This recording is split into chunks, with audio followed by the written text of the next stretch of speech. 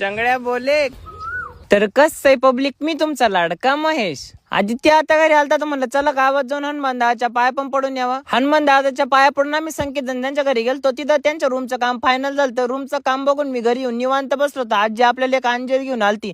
आजीला पण म्हणलं जाऊ दे, तसं आम्हाला सापडत नव्हतं, बरं झालं तो आणून दिलं. तेवढ्यात आदित्यचा कॉल आलता, म्हणत होता लग्नाचे अर्धे कपडे झाले, अर्धे राहिले, आपल्याला तेवढे घेऊन यावं. म्हणलं हा राव खरंच, आपले दोघांचे पण राहिले ते पण घेऊन येऊ. मग काय संकेतनं डायरेक्ट गाडी रामपूरला आणली होती. मग आलतो राम अवतार मध्ये. तिथे गेल्यावर पण मोकर भारी कपडे होते, पण संकेतला कळाना कोणते घालावं. मग त्यांनी जोधपुरीच घातली होती. त्याला म्हणलं तू कर ट्राय, आम्ही तवर इकडे फोटो काढतो. आपल्या चॉईसचे सगळे कपडे घातल्याच्या नंतर तिथं बिल वगैरे केलं. मग आलतो आम्ही राजपाल मध्ये, मम्मी त्यांना साड्या बघायला. तिथं पण साड्या बघितल्यानंतर याचे लोपर राहिले होते, तेवढे लोपर घेऊन आम्ही आता एकदम पकड सीट बेल्ट लावून आलतो इथं ज्यूस सेंटरला. इथं आल्यानंतर पण मस्त थंडगार एकदम चिल वाटत होतं. या भाऊंडी पण आपल्याला लगेच थंडगार उसाचा रस आणला होता. आधीच थोडा थंड होता बरं का, पण छोट्याने त्याच्यात बर्फ टाकून अजून थंड केला, एकदमच भारी लागत होता. मग काय, महेश डेरे जिधर जाता है उसके चाहते उसको मिलने के लिए उधर आ जाते, तो सबके साथ फोटो वगैरह निकाले. एक बात तो है यार, वो मेरे साथ जब फोटो निकालते ना तो मेरे को चांगलं वाटतंय. तर सगळ्यात महत्वाचं म्हणजे तुम्ही फोटो काढत जा, एकदम भारी वाटतं. आणि असाच सपोर्ट करीत राहा. आपले 100K एकदम लवकर होणार आहे.